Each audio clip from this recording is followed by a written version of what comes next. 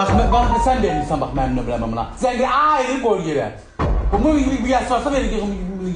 Yəsi var dedi, sən Facebook'a yığırsan məzələrini. Şəxsi nömrəmi yığımırlar mənim. İndi kişiliyin qalxdı. Millət ona nə deyir, kayf tutanda sənə iş belə danışır. Mən elə kim cavabını Niyə vermişəm. tutmur, elə qəşək tuturlar ki. Attım Bir bloku. kişiliyə qalxdı, kişiliyə qalxdı. Öz sayıqdəki qadına bozarına. Kirə. Çevirin, həmisi özünü onları göstərmə orada sayıqdəki. Tanrılar yenə başqa kabılan bizim tanrılarını özü bomba göstərməsə sayıqdəki demişəm. Niyə sən verirsən da nömrəmi? Günahım yok yine. Sözüm olmaz ya.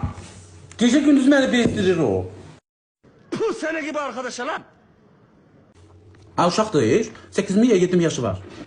Dur gedib bizimlə maç eləyəcəm. Qarşılıq bir qazan payını saxlamışam. Başlayalım girme takımı. Gelme benim yanıma. Niyə gəlmirəm ha? Git şimdi sana susura. Nə olacaq ağzın içinə? Yok git şimdi susura.